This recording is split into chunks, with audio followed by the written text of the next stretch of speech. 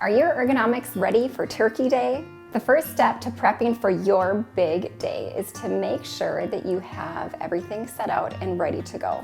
So when you are retrieving maybe your roasting pan that you don't use as often, be sure that you use a step stool to reach it if it's at a higher level. Avoid climbing on counters if you can avoid it. Or you could ask one of your tall family members to help get some of those things down that you don't use as often as well. So when you're ready to use your stovetop to cook some of your items, take a look at the items that you're cooking and which burners are available.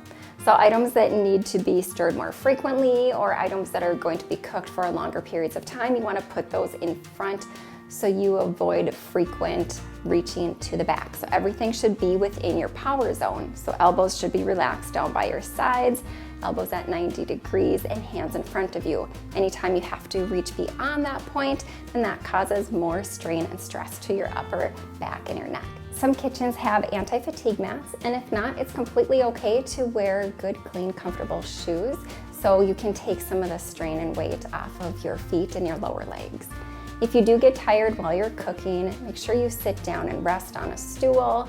You can always prep and complete some of your items in a seated position. You don't have to stand all morning while you're getting ready for dinner to be served. Also, I know years ago, before electric appliances were even available, some people just stirred and mashed and kneaded dough all day long, where cooking was a very strenuous task. Take advantage of the technology that we have today and use those electric appliances to make your life a little easier. Also, don't be afraid to head to the store and get some prepped items and put them in one of your dishes. No one will ever know. When you're ready to put your turkey in the stove, make sure you pull out the rack first. Place your turkey on the rack and then push it into the oven.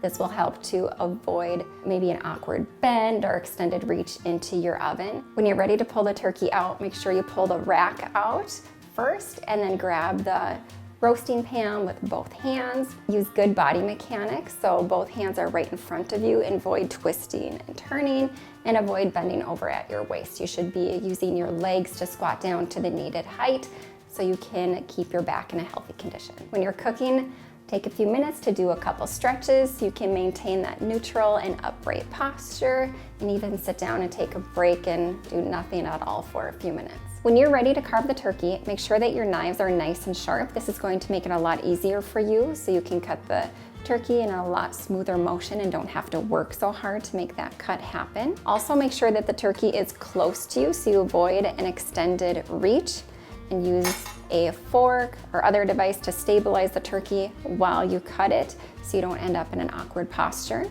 Avoid raising your arms and elbows up, as this can cause more strain and make it harder for you to get into a good position to carve the turkey.